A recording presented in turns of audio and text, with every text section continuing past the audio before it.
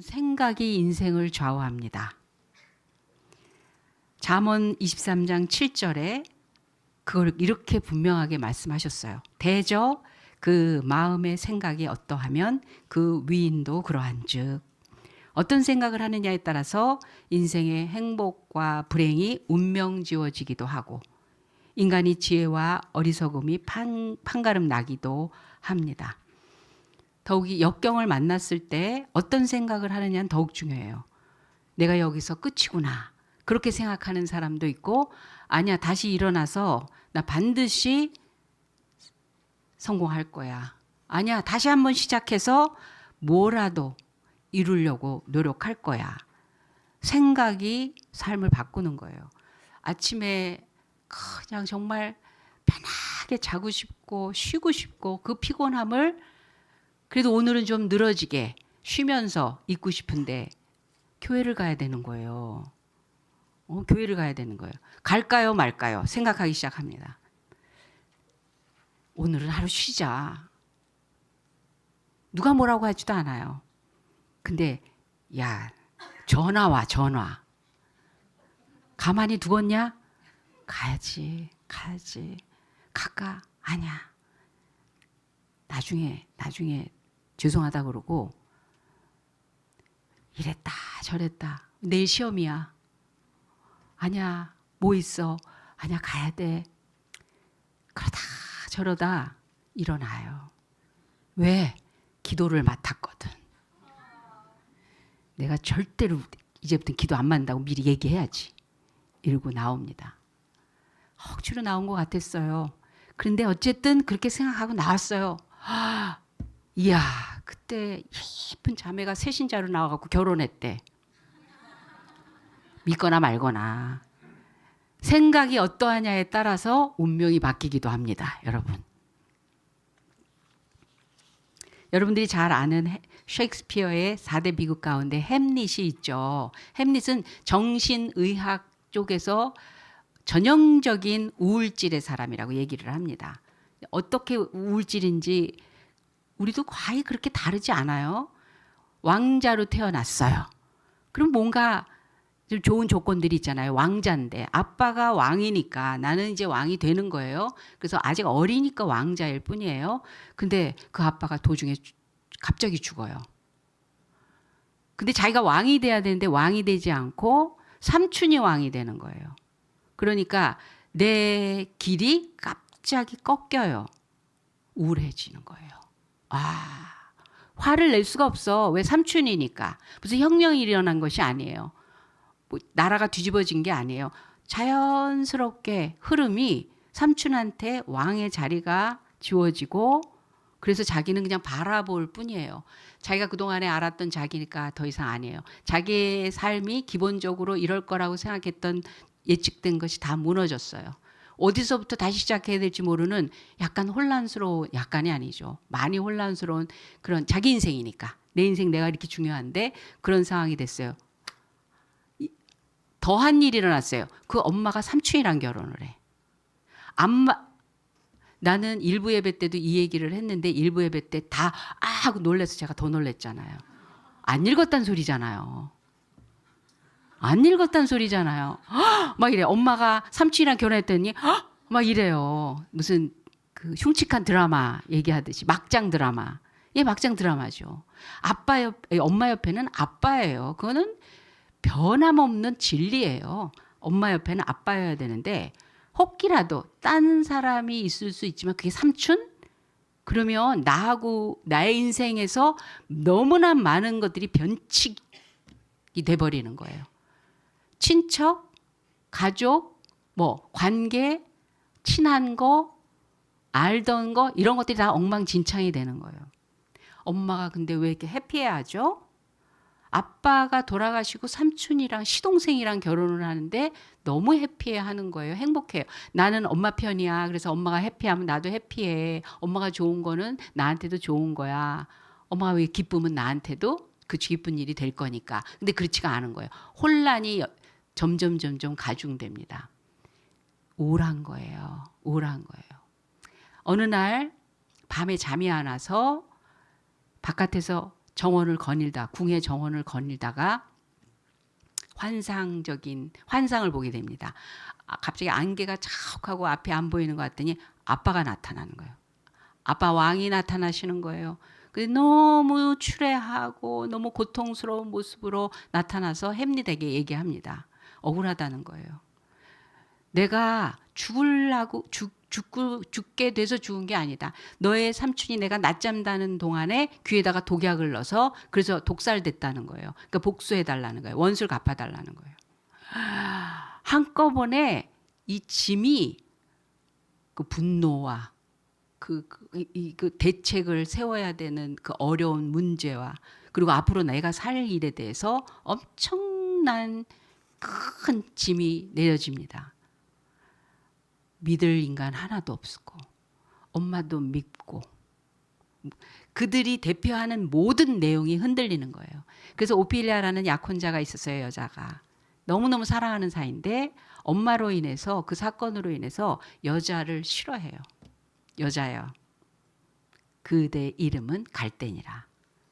그렇게 얘기합니다. 그리고 우리가 잘 아는 이야기가 있죠. To be or not to be, that is the question. 사느냐 죽느냐 그것이 문제로다. 사는 길로 갈 것이냐 죽는 길로 갈 것이냐. 여러분은 지금 살 길로 가고 계십니까? 아니면 나이 들면 죽는 거지 뭐 하고 그쪽 길로 가고 계십니까? 누군가를 살리고 계십니까? 누군가를 잘되게 하고 결국은 생명의 길로 지도하고 알려주고 붙들고 같이 가고 있습니까? 아니면 나도 몰라. 살아봐야 알지. 이래봤자지. 인생은 그런 거지. 누굴 믿어? 이 햄릿은 그 엄마로 인해서 그 사건으로 인해서 오피리아를 파혼을 합니다. 자기가 그 여자를 행복하게 해줄 수 있는 사람도 못 되고 왜냐하면 자기는 삼촌을 죽여야 돼요. 이 뒤집어져야 되는 이 상황에서 이 여인이 겪을 거를 왜냐하면 또 그 정권의 그 말하자면 장인어른 그쪽이 삼촌 쪽에 있는 사람이거든요. 그러니까 이게 보통 일이 아니잖아요. 그래서 자기가 끊어요. 너무 사랑하는 약혼자가 이유도 없이 자기 싫어하고 비난하고 놀리고 모욕하고 그래서 간절하게 매달리고 불쌍히 여기고 자기가 더 잘하려고 하고 그러다가 결국은 오피리아는 미쳐요. 그래서 이 삼촌을 죽이는 작전을 쓰게 됩니다. 파티장에서 연극을 하는데 연극하는 배우들을 데려다가 그 아버지에게 있었던 일들을 그대로 재현을 해보여요. 삼촌이 그걸 보다가 너무 괴로워서 뛰쳐나가요. 자기를 고발한 거니까. 근데 아무도 모르는 일이라고 생각했는데 그러니까 그다음부터는 햄릿을 주시해서 보죠. 왜 이런 연극을 했을까? 아무것도 모르는 애인데 천진난만하고 여리여리하고 순하고 그런 아이인데 이게 뭐지? 엄마는 햄릿이 우울해하는 걸 보고 안타까워서 뭘 해줄까? 너는 어떻게 하면 행복할 수 있을까? 그럴 때 이제 엄마를 정말 너무너무 속상해하죠. 사랑하는 엄마인데 사랑할 수 없는 미움이 같이 있으니까. 그러는 중에 검을 들고 삼촌을 죽이러 작전을 짰습니다. 그래서 혼자 호롯이 있는 밤에 삼촌을 죽이러 갑니다. 근데 그때 삼촌이 뭐 하고 있냐면 무릎 꿇고 이렇게 하고 있어요. 기도하고 있어요. 자기도 괴로운 게 있나 봐요. 그래서 하나님 앞에 기도하고 있는 거예요. 검을 들고 죽이러 가는데 햄릿은 뭐라고 그걸 딱 보면서 생각하냐면 생각이 기도하는 사람을 죽이면 저 나쁜 놈인데 기도할 때 그 나쁜 놈이지만 기도할 때 죽이면 천국 갈지 몰라. 그래갖고 못 죽여. 참 묘하죠. 우왕좌왕이에요. 한 길로 가지도 못하고 자신이 지금 뭘 하고 있는지도 분명하지 않고 이 마음이 있을 땐 저 마음이 맞고 저 마음이 있을 땐 이런 거. 생각이 복잡하면요. 인생이 이렇게 복잡한 거예요. 결국은 나중에 드러난 상태에서 엄마는 자살하고 그리고 이제 결투를 신청하게 되죠. 근데 이 삼촌은 햄릿을 죽이려고 하는데 힘이 모자라잖아요. 아무래도 젊은이와 뭐 다른 게 있겠죠. 그래서 칼 끝에 독을 묻혀서 살짝 찔러요. 그래서 그 독 때문에 햄릿은 죽어요. 물론 삼촌도 죽지만. 그래서 비극인 거예요. 생각에서부터 나옵니다. 본 것을 가지고 어떻게 생각하느냐, 들은 걸 가지고 어떻게 생각하느냐, 겪은 걸 가지고 어떻게 생각하느냐, 마음에 다가온 걸 가지고 내가 그것을 어떻게 생각으로 결론을 내리느냐. 따라서 그 사람이 무슨 생각을 하며 사느냐에 따라서 그 사람의 사람됨이 결정된다고 말할 수 있습니다. 우리는 어떻게 해야 됩니까? 예수님께서 오늘 부자에 대한 말씀을 가지고 비유로 우리에게 그 중요한 사느냐 죽느냐, 우리의 삶에서 사는 길이냐 죽는 길이냐, 그것을 그 문제에 대해서 답을 가지라고 말씀을 하십니다. 오늘 이야기의 가장 중요한 부분이 생각입니다. 그래서 17절에 보면 그 부자라는 거는 그 사람이 가지고 있는 게 꽤 괜찮은 게 많았을 거예요. 실력이 있든지, 실력과 더불어 운도 따라주든지, 부모 덕도 있든지, 뭐 어떻게 여러 가지가 어쨌든 그에게 부자 되게 한 거예요. 그가 심중에 생각하여 가로되, 그렇게 합니다. 그 심중에 생각하다라는 헬라 원어의 뜻은 뭐냐면 떠올랐다가 아니라, 그 생각이 떠올랐다 그 정도가 아니라 계속해서 깊이 몰입하는 거예요. 더군다나 이리저리 따지면서 그 생각이 밤낮 없이 그 사람을 끌고 가요. 아침에도 딱 일어나면 돈, 그 수익, 재산, 지금 투자 덕목, 그 결과, 그거를 밤낮 없이 생각했다는 거예요. 재산이 많아지는 걸 보고 부자가 골똘히 생각합니다. 근데 이 부자가 무슨 생각을 했냐면 주님이 그러세요. 그가 생각하여 이르되 내가 소출이 이렇게 많고 풍성한데 너무 많으니까 그것을 모아둘 만한 장소가 없더라는 거예요. 현금은 이미 금고에 가득이야.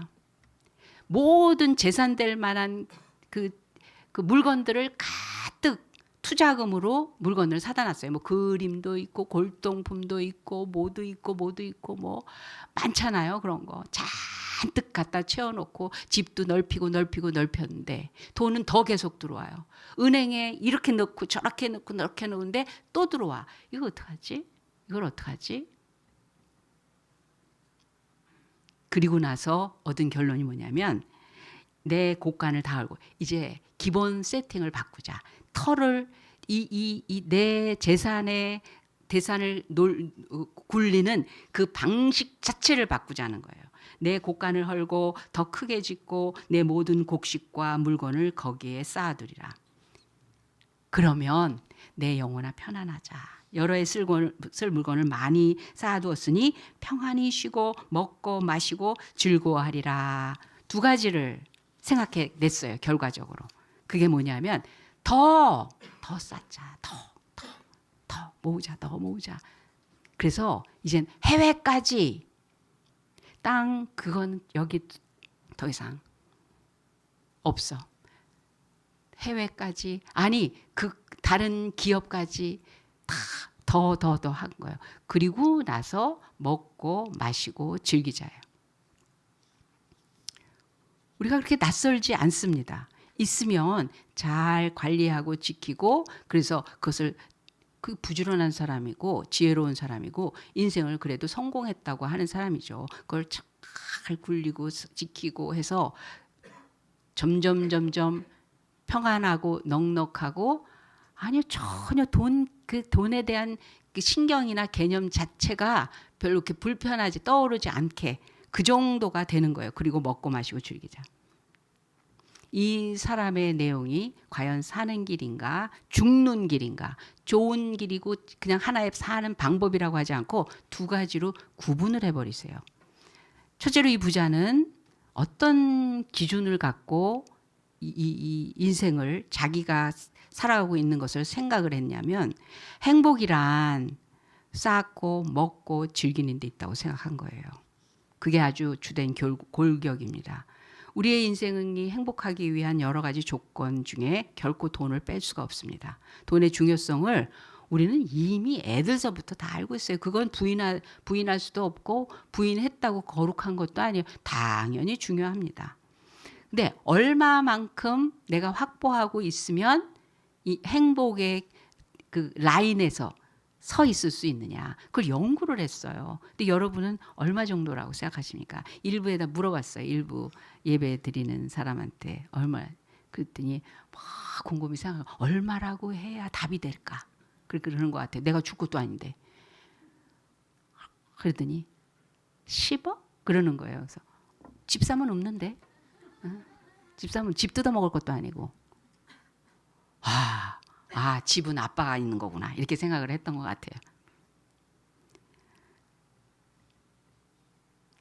연구 결과가 어떠냐면요. 그 금액이 시대마다 약간의 차이는 있지만 어느 이상 그 경계 이상이 돼도 행복은 더 늘어나지 않는데요.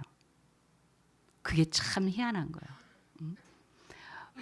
수년 전에 그랬어요. 수입이 매달 600이면 최대치의 행복을 느낀대요. 우리는. 희한하죠. 한 6천이 훨씬 날 것 같잖아요. 그죠? 빚이 있을 경우는. 수익이 600을 내가 쓸 수 있으면 계속 오롯이 쓸 수 있으면 그때가 최대 행복치래요. 그러니까 그냥 찍으면 다 되는 그런 수준으로는 행복을 못 느낀대요. 이거 다 싹쓸이 하고 가져가는 사람은요 행복을 못 느낀대요. 어머 저거 내가 갖고 싶었던 거야. 이거 생겼다. 저거. 이제는 내가 성공한 것 같아요. 이젠 이 정도로 먹을 수 있어요. 제가 그 맛집에 가서 제일 비싼 거 제가 시킬 수 있어요. 한 번. 그게 아니라 여기서부터 여기까지 다 쓸고 나서 버릴 수도 있고 이건 행복하지 않다는 거예요. 즉 즐거움과 행복은 다른 거예요. 먹고 마시고 즐기자 했을 때 즐거움이 행복이라고 착각한 거예요. 여러분 즐거움은요 그 순간의 것이에요. 게임할 때 즐거워요. 친구들이랑 막 얘기하고 놀 때 즐거워요. 어디 가서 구경할 때 즐거워요. 취미생활할 때 낚시도 하고 이럴 때 너무 즐거워요. 뭐 만들고 싶을 때 만드는 거 즐거워요. 근데 그것이 행복으로 그 결과가 행복으로 여러분 밤새 친구들이랑 막 하고 싶은 거 다 했어요. 놀고 뭐 인스턴트 먹지 말라는 거 마음대로 먹으면서 게임도 했다가 막 잡담했다가 밤새 놀았어요. 아침에 딱 깼는데 행복하던가요? 아니에요. 그거 아니라고요. 행복은 모둠을 가진 결과물이에요. 이 부자는 돈 있으면 된다. 많을수록 그것이 더 되는 일이 더 잘 된다. 그걸 동일시한 거예요. 행복과 즐거움을 동일시했던 것입니다. 여러분 행복의 진원지가 뭡니까? 행복이 어떤 겁니까? 참된 행복을 얻으려면 생각의 전환이 필요해요. 즉 쌓아놓고 먹고 마시고 즐기는 것이 행복이 아니라는 사실을 깨닫게 될 때야 비로소 사람이 사람다워지는 거예요. 즐기는 게 나쁜 게 아니죠. 먹고 내가 충분히 내가 필요로 하고 좋아하는 것들을 내가 누릴 수 있다라는 거 그거 좋은 일이에요. 그런데 그것이 내 인생에 나를 가치 있게 내 시간을 참 보람 있게 내가 진정으로 존귀한 자로 그런 행복한 자로 느끼게 하는 게 아니라는 것을 깨닫게 될 때 비로소 사람들. 그렇지 않으면 그거 가진 걸로 껍적거려요.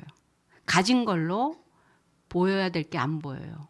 그것이 나를 지배하면서 위가 안 보이고 옆이 안 보이고 앞이 안 보이고 그 깊이가 안 보여요. 멀리 안 보여요. 이거면 된 거예요. 그 마음에 그거에 쌓여서 그걸 가진 자기만 보게 되기 때문입니다. 그래서 참된 행복을 얻는 자가 누구냐? 놀고 먹고 즐길 수 있을 만큼 충분합니다가 그게 진짜가 아니라는 걸 깨닫는 사람. 근데 이걸 깨닫는데 엄청난 값을 지불해야 돼요. 있는 사람이나 그런 소리 하지. 없어 봐. 내 그 필요가 내가 만족할 만큼 채워지는 그게 얼마나 중요한 일인데. 아니 필요한데 줘야 되는데 뒷바라지 해야 되는데 뭐 이런 지원도 해야지 내가 그나마 사람답게 살 수 있는데 그게 없는 상황에서 뭐가 참된 행복이요? 그거 다 웃기는 소리 아니에요? 아니요. 그 사람이 결코 비굴하거나 가난하거나 그리고 미래가 전혀 없는 사람처럼 아니 미래가 촉망되는 사람처럼 보이는 이유는 돈이 아니더라는 거예요. 돈이 아니더라는 거예요. 그가 갖고 있는 자신감이 돈이 아니더라는 거예요. 그가 갖고 있는 미래에 대한 열정이 돈이 아니더라는 거예요. 확신이 돈이 아니더라는 거예요. 다른 사람을 그렇게 나누고 퍼주고 배려하고 함께하는 그 사랑이 돈의 힘이 아니더라는 거예요. 성경에서 그거를 누누이 얘기하시잖아요. 아브라함을 빈털터리로 만드신 다음에 거부가 되게 하시고 아들 없는 자에게 민족의 아비가 되게 하시고 아들 하나 얻으려고 쫓아갔지만 그 온전한 아비 되는 법부터 가르치고 나니까 그 아들이 어떤 가치가 있는지 아비가 된다는 게 어떤 의미가 있는지 수준 있는 삶이 되고 나니까 돈을 포기하잖아요. 롯에게 포기하잖아요. 아비멜렉에게 양보하잖아요. 우물 양보하잖아요. 다른 사람에게 다 피해 의식에 사로잡히지 않고 뺏기는 게 아니라 주고 하는 사람으로 바뀌잖아요. 돈 쫓아서 하나님의 말씀 듣지도 않고 무조건 애굽으로 갔다가 더 끔찍한 일을 나를 지킬 것 같은 내 인생을 지킬 것 같은 그 힘이 되는 그 돈에 시간과 정열과 모든 걸 바쳤는데 참 돈은 의리 없단 말이에요. 아파봐라 돈 있으니까 그나마 고치는 거지. 아니에요. 그건 도와주는 역할일 뿐이지 그것으로 내 삶이 그 다음까지 보장되게 하는 거는 아니더라는 거예요. 못하는 게 되더라고요. 돈 있어도. 그래서 진짜 중요한 행복의 비결은 쌓아놓고 먹고 마시고 즐길 수 있는 그 힘이 있을 때가 아니라는 걸 깨닫게 될 때 비로소 인간다울 수 있고요. 이 진리를 깨닫기까지 엄청난 값을 지불하는 경우도 있고 아직 완전히 죽을 때까지 깨닫지 못하고 그냥 죽어버리는 경우도 있어요. 이것을 우리가 깨닫게 되면 우리의 진정한 행복의 내용이 소유에 있는 거와 즐기고 먹고 마시는 거에 있는 게 아니라는 걸 깨달을 때 우리는 그때부터 시간이 내게 진정한 시간이 됩니다. 함부로 시간을 낭비하지 않을 수 있는 그 유혹에 넘어가지 않을 수 있는 힘이 있기 때문에 그 시간에 노예가 되는 게 아니라 시간을 지배하는 사람이 되는 거예요. 그렇게 살지 않겠습니다 하면서 고급스러운 시간으로 전환을 시키는 거예요. 아니 그렇게까지 안 해도 그거 없이도 저는 그냥 그러면 있는 것 같고 살겠습니다. 무슨 짓이라도 해서라도 그래도 있는 게 낫잖아. 아니요. 그냥 고기 먹으면서 다투고 사느니 채소로 화목한 게 나아요. 그 시간이 우리를 노예에서 해방시키고 불필요한 낭비의 그 삶에서부터 우리를 자유케 합니다. 악한 생각에서 자유롭게 해요. 즐기는 게 최고다고 자기 즐거워서 사는 게 새벽부터 밤늦게까지 하고 싶은 거 막 시간 날 때마다 그럴 수 있다고 하면서 살아가는 사람을 볼 때마다 오히려 그 안타까움으로 진정한 행복과 그 사람의 가치를 위해서 우리는 증거하고 싶고 전해주고 싶은 거예요. 두 번째로 이 부자는요. 뭐가 이 사람의 진짜 문제였냐면 진짜 사는 길이 아닌 죽는 길을 가는 중이었냐면 자기 생명의 주인이 자기라고 생각한 거예요. 또 이르되 내가 이렇게 하리라 내 곳간을 헐고 더 크게 짓고 내 모든 곡식과 물건을 거기에 쌓아두리라 또 내가 내 영혼에게 이르되 영혼아 여러 해 쓸 물건을 많이 쌓아두었으니 평안히 쉬고 먹고 마시고 즐거워하자 하리라. 하나님께서 그의 생각을 일깨워 주십니다. 어리석은 자요. 어리석은 자요. 아이고, 철 아직 안 들었네. 철없이 이거 또 어떻게 또 한참 헤매겠네. 내 영혼아 이제 평안하자. 나 쓰고 먹고 즐길 수 있는 게 그득하네. 됐어 이제 됐어. 그렇게 말하는 부자에게 야 어리석도다 이 바보야. 오늘 밤에 내 영혼을 도로 찾으리니 그래야면 내 준비한 것이 네 것이 되겠냐. 잔뜩 쌓아놓고 가버려. 그러면 이게 네 것이 되겠느냐. 재산이 늘어나면서 교만해졌어요. 자기 생명도 자기가 좌지우지할 수 있는 것으로 착각한 거예요. 여유로움이 생명의 주인처럼 여유로운 거예요. 이런 사람은 자기라는 존재 이상을 보지 못합니다. 주변 사방팔방에 다 자기 때문에 있는 것 같아요. 나를 위해서 있는 것처럼. 왜? 돈으로 얼마든지 할 수 있으니까. 자신만의 그 굴 속에 갇혀서 그 교만한 마음으로 죽어가는 방식으로 살아가는 거예요. 상당한 재물과 권력을 가진 사람들이 빠지기 쉬운 어리석은 사고에 대해서 오늘 주님께서 말씀을 주십니다. 사느냐 죽느냐 그것이 문제인데 정말 사는 길로 가느냐. 그 돈이 사는 길로 가는 돈이 되도록 해야 되는데 오히려 돈 때문에 사는 길을 포기하고 죽는 길, 멸망의 길로 가는 거 아니냐. 그렇게 말씀하고 계십니다. 마지막으로 주님은 이 부자에게 자기를 위해서만, 그 교만한 사람이 할 수 있는 일이 뭐겠어요? 자기를 위해서만 재물을 쌓을 생각을 한다는 거예요. 재물은 도구이고 물건이고 나보다 귀하지 않는 내 존재를 만들어주는 게 아니라 존재인 내가 돈을 갖고 움직일 수 있는 주체가 돼야 되는데 돈 있으니까 된 거야. 나는 괜찮은 거야. 돈 있으니까 이게 축복인 거야. 돈 되면 다 좋은 일인 거야. 돈 있으면 누구도 날 무시하지 않아. 이렇게 생각하는 것이 이 사람에게는 살리는 길로 가는 것이 아니라는 거예요. 그 결과 하나님께 대해서는 부여치 못한 자가 되고 자기만 부여한 자. 하나님도 몰라보고 부모도 몰라보고 주변에 있는 사람들의 그 소중함도 몰라보고 현실에서 지금 어떠해야 되는가에 대해서는 관심이 없고 나 좋으면 되는 거고 나한테 안 좋으면 아무 의미 없는 거로 생각하는 사람이 되는 거예요. 여러분 재산이 많으면 되게 많더라고요. 보니까 재산을 만들어가니까. 그럼에도 불구하고 더 모아서 나중에 아들한테는 요거 주고 딸한테 요거 주고 그것 때문에 더 모을 생각을 하는 사람이 있어요. 더 쌓자. 이것이 우리 주변에 대부분의 사람들이 갖고 있는 생각의 경우가 너무 많습니다. 하나님이 우리에게 주신 것을 목적에 맞게 사용하는, 그래서 그 진정한 복의 자리에, 복은 생명이거든요. 생명이 되게 하는 그런 일에 쓰라고 하나님께서 지혜와 재능과 달란트와 모든 소유와 관계들과 이런 것들을 다 붙여주셨는데 나한테 좋은 걸로 수도, 나한테 불편하거나 귀찮거나 나한테 의미 없다고 생각하면 다 버려버리는 그런 일들이 요즘 너무너무 많잖아요. 하나님께서 주신 목적을 깨닫지 못하고 오히려 그 자기의 소유의 노예가 되어 사는 사람들이 많아질수록 우리가 사는 현실들은 갈수록 고통스러운 지옥이 될 것입니다. 그럼 우리는 어떻게? 우리는 그렇지 않은 사람이라는 것을 나도 그렇게 알고 있는데 실제로는 쉽게 되지는 않더라는 거예요.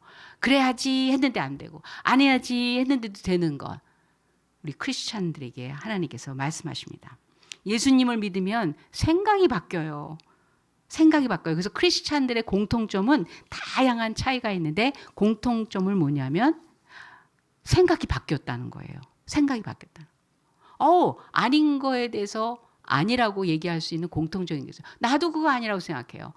나도요. 너 옛날에 좋아했잖아. 그렇다고 생각했잖아. 지금은 아니에요. 부자처럼 어리석은 생각을 하는 사람이 생각을 바꾸는 길은 예수님을 믿는 길밖에 없습니다. 예수님을 믿으면 하나님께서 직접 우리 안에 생각과 감정과 의지와 이런 것들을 작업을 하십니다. 생각을 바꿔놓으세요. 우리 생각이 약하고 때로는 추하기도 하고 때로는 모자르기도 하고 무지하기도 하고 그런 그냥 그 고인물과 같은 그렇게 살아왔으니까 그게 맞는 줄 알고 그리고 그걸 주장하고 고집하고 아집 속에 그리고 자기 아집 자기 고집인데 자기가 어찌지 못해. 내가 나를 아는데 저는 그게 잘 안 돼요. 안 바꿔요. 바꾸고 싶지도 않고. 그런데 자기 안에서 정화가 스스로 될 거라고요? 천만의 말씀.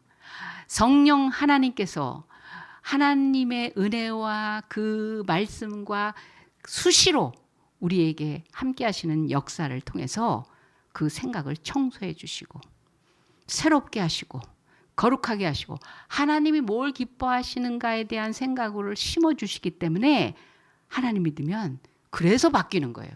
예수님 믿으면 사람이 바뀌는 건 그런 걸 바뀌는 거예요. 그래서 로마서 8장 5절에서 9절에 이런 말씀이 있습니다. 육신을 따르는 자는 육신의 일을, 영을 따르는 자는 영의 일을 생각하나니 생각한대. 육신의 생각은 사망이요, 영의 생각은 생명과 평안이니라. 육신의 생각은 하나님과 원수가 되나니 이는 하나님의 법에 굴복하지 아니할 뿐 아니라 할 수도 없음이라. 육신에 있는 자들은 하나님이 기쁘시게 할 수 없느니라. 만일 너희 속에 하나님의 영이 거하시면 너희가 육신에 있지 아니하고 영에 있나니 누구든지 그리스도의 영이 없으면 그리스도의 사람이 아니니라. 육신을 쫓는 자는 육신의 일을 생각합니다. 영을 쫓는 자는 영의 일을 생각합니다. 영을 쫓는다는 말은 우리 안에 계신 하나님의 영의 생각을 따른다는 거예요. 그래서 야 그냥 먹어. 그냥 되는 대로 살아. 현실이 그래. 지금 다른 사람 걱정하게 생겼어. 야 이것저것 뭐 너만 깨끗하다고 세상이 달라지냐? 당장 나한테 필요한 걸 끌어당기려고 이 뱃속에서 막 배고프다고 난리고 온몸은 막 덥다고 난리고 막 땀나는 거 지겹다고 난리고 내가 왜 여기 있어야 되냐고 난릴 때 그 육신의 생각이 밀려나요. 어떨 때? 영을 쫓는 자. 성령이 주시는 생각이 푹 들어오는데 그냥 스르르 자멸이 되는 거예요. 자멸이 육신 속에서 나왔던 소욕이 스스로 자멸되는 거예요. 야 아브라함이라고 갑자기 훌륭해졌겠어요? 돈이 싫어져서 그렇겠어요? 부자 되는 게 싫었겠어요?